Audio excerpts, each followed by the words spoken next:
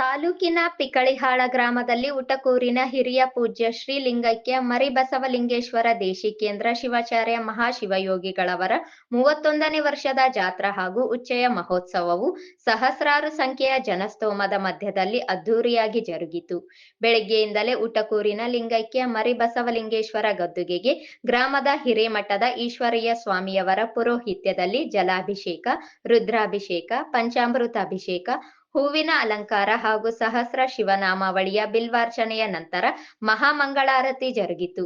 ನಂತರ ಗ್ರಾಮ ದೇವತೆ ಹನುಮಾನ್ ದೇವಸ್ಥಾನದ ಎದುರಿಗಿರುವ ಹಿರೇಮಠದ ಹತ್ತಿರವಿರುವ ಊರಭಾವಿ ಕಟ್ಟೆಯಿಂದ ತಾತಪ್ಪನ ಗದ್ದುಗೆಯವರೆಗೆ ಕುಂಭ ಕಳಸಗಳ ಮೆರವಣಿಗೆಯು ಬಾಜಾ ಭಜಂತ್ರಿ, ಡೊಳ್ಳು ಕುಣಿತ ಮತ್ತು ಡಿಜೆ ಧ್ವನಿವರ್ಧಕದ ತಾಳಕ್ಕೆ ತಕ್ಕಂತೆ ಯುವಕರು ಮಕ್ಕಳು ಕುಣಿದು ಕುಪ್ಪಳಿಸುವ ಮೂಲಕ ಸಂಭ್ರಮದಿಂದ ಅದ್ದೂರಿ ಮೆರವಣಿಗೆ ಜರುಗಿತು.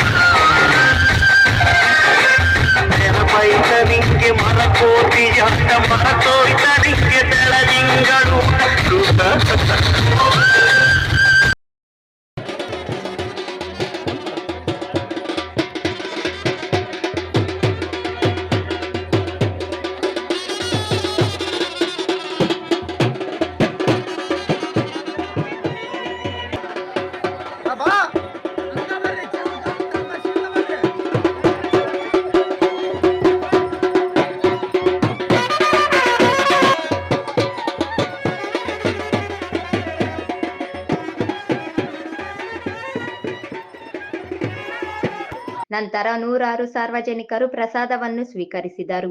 ಸಂಜೆ 5 ಗಂಟೆಗೆ ಗ್ರಾಮದ ಹಿರೇಮಠದಿಂದ ಉಚ್ಚಯದ ಕಳಸ ಮತ್ತು ಹಿರಿಯ ಶ್ರೀಗಳ ಭಾವಚಿತ್ರ ಮೆರವಣಿಗೆಯ ಮಹಿಳೆಯರ ಕಳಸ ಮತ್ತು ಡಿಜೆ ಧ್ವನಿವರ್ಧಕ ತಾಳಕ್ಕೆ ಯುವಕರು ಮಕ್ಕಳು ಕುಣಿದು ಕುಪ್ಪಳಿಸುತ್ತಾ ವಿಜೃಂಭಣೆಯಿಂದ ಕಳಸ ಮೆರವಣಿಗೆ ಜರುಗಿತು.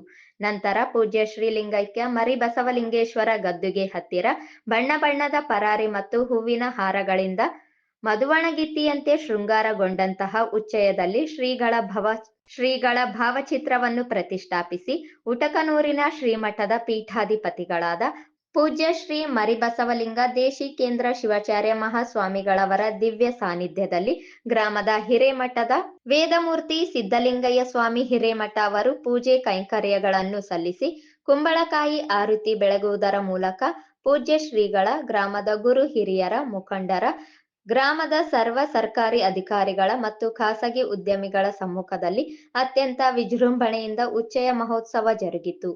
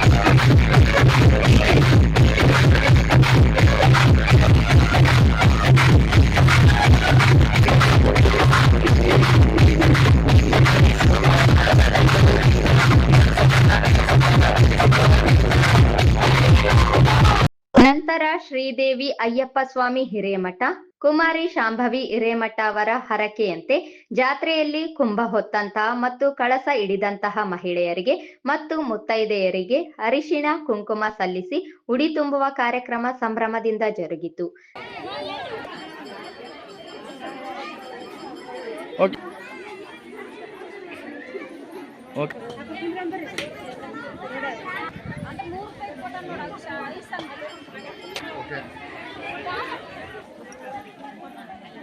Right.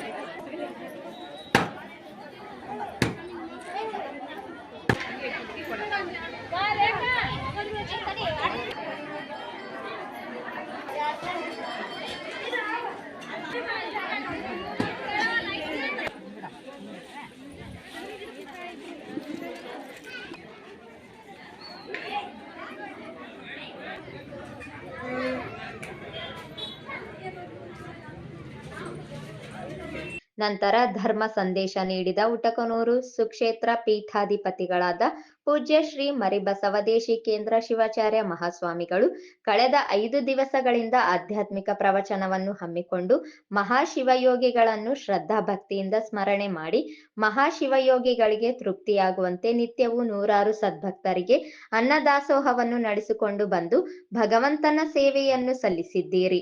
ಜಗದ್ಗುರು ಪಂಚಾಚಾರ್ಯರು, ಬಸವಾದಿ ಶಿವಶರಣರು, ಹಾನಗಲ್ ಗುರುಕುಮಾರರು, ತುಮಕೂರಿನ ಡಾಕ್ಟರ್ ಶಿವಕುಮಾರ್ ಮಹಾದಾಸೋಹಿಗಳವರ ಶುಭಾಶೀರ್ವಾದ ಸದಾ ನಿಮ್ಮ ಗ್ರಾಮದ ಮೇಲೆ ಇರಲಿ.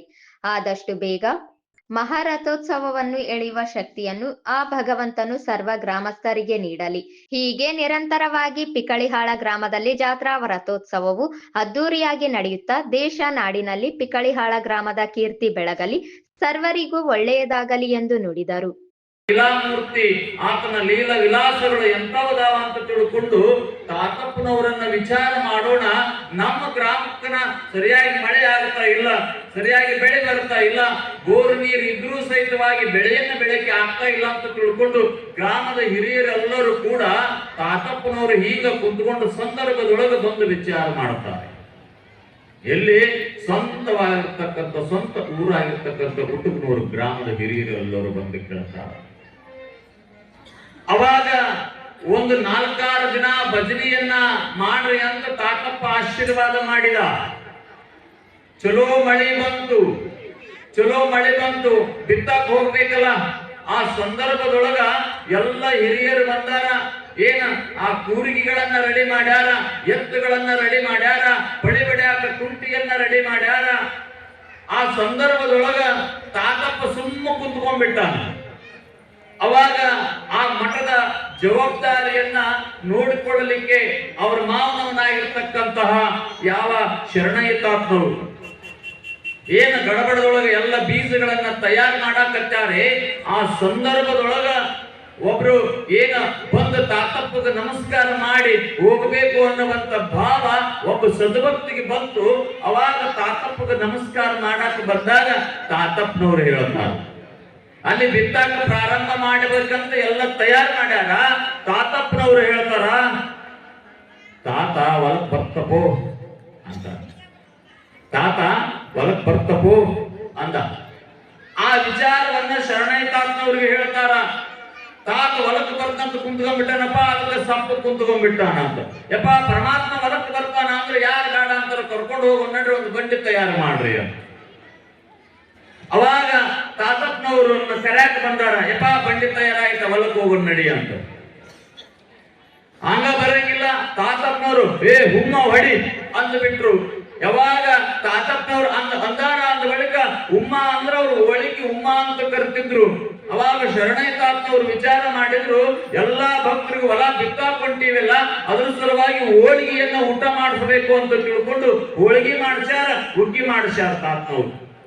ಅವಾಗ ಸದ್ಭಕ್ತರೆಲ್ಲರಿಗೂ ಸಹಿತ ತಾತಪ್ಪ ಆನಂದದಿಂದ ಅಮ್ಮ ಅಮ್ಮಮ್ಮ ಹುಮ್ಮ ಹುಮ್ಮ ಹೊಡಿ ಅಂತ ಬಹಳ ಆನಂದದಿಂದ ಹೇಳಾಕತ್ತಾನ. ಎಲ್ಲರಿಗೂ ಸಂತೋಷ ಆಗೈತಿ. ಏನು ಹೋಳಿಗೆ ಊಟ, ಹುಗ್ಗಿ ಊಟ ಮಾಡ್ಕೊಂಡು ಬುತ್ತಿ ಕಟ್ಕೊಂಡು ಹೊಲಕ್ಕೆ ಹೋಗ್ಯಾರ.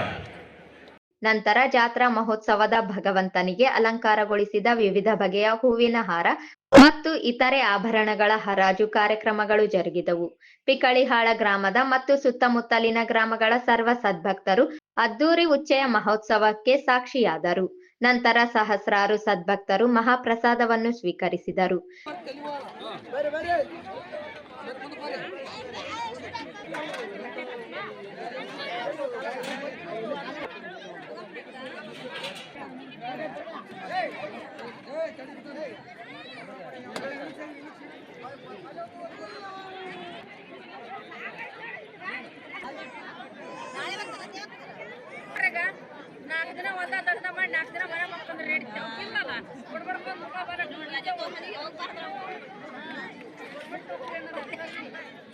ರಾತ್ರಿ 9 ಗಂಟೆಯಿಂದ ಭವ್ಯ ವೇದಿಕೆಯ ಮೇಲೆ ವಿವಿಧ ಕಲಾ ತಂಡಗಳು ಮತ್ತು ಕಲಾವಿದರಿಂದ ಸಾಂಸ್ಕೃತಿಕ ಹಾಗೂ ರಸಮಂಜರಿ ಕಾರ್ಯಕ್ರಮಗಳು ಜರುಗಿದವು.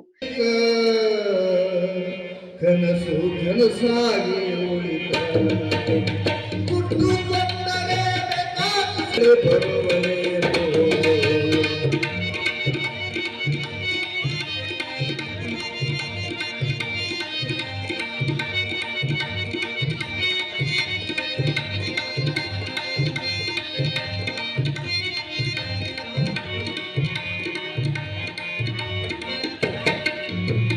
ಮಗನಿಗೆಂತ ಹೆಚ್ಚಿನ ಪ್ರೀತಿ ಸೊಸಿನ ಕಂಗಳಲ್ಲ, ಸಕ್ಕಿನ ಸಸಿಯು ತಾಯಿಯಂಗ ನೋಡಿಕೊಳ್ಳಲಿಲ್ಲ.